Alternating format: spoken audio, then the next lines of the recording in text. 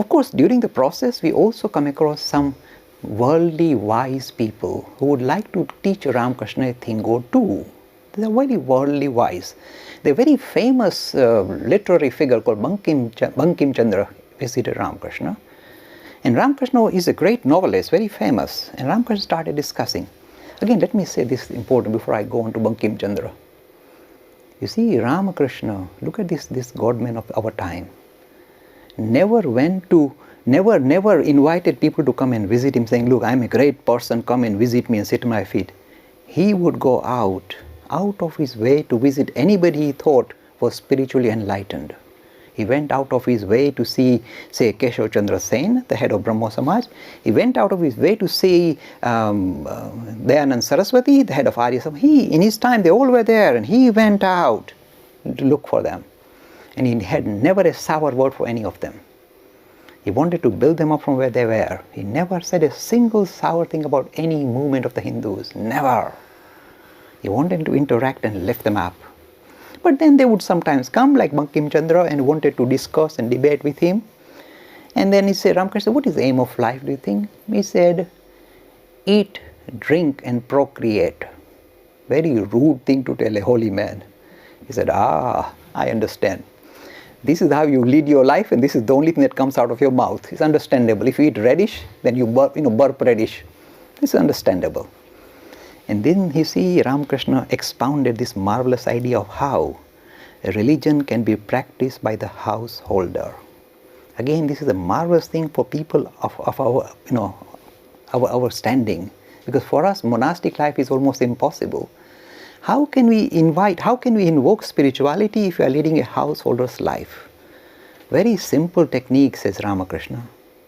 He says, once in a while go into solitude and take stock of your life. We don't do that. Such a simple prescription. Once in a while, don't even take your whole family with you. Go by yourself into solitude. Spend some time by yourself and take stock of your life. And you'll find it wanting.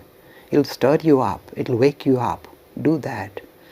Second thing he said is this. This is again an important, very important teaching of Ramakrishna, which appears so simplistic. Look, this guy is so simple. It's very difficult to discern the depth of his personality. Look at him, he's so simple. The second simple prescription he gives is this. He says, be very careful regarding the company you keep. And we think, no, we are careful. We are not. We get caught up.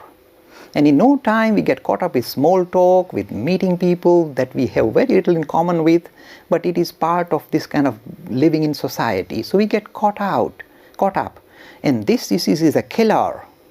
We may think, no, we are immune. We are not immune. If we mix with company which is kind of going to drag us down, make us worldly, we are not immune. We need to be very careful about the company we keep. Other thing he said is this. Again, look, here is this kind of reconciliation between this kind of very ideas of great renunciation and still leading a worldly life.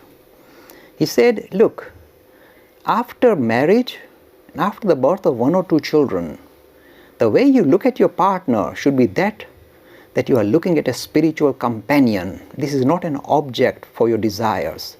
This is a person, an individual who can help you progress spiritually. When you give that dignity to your partner, then you will both progress.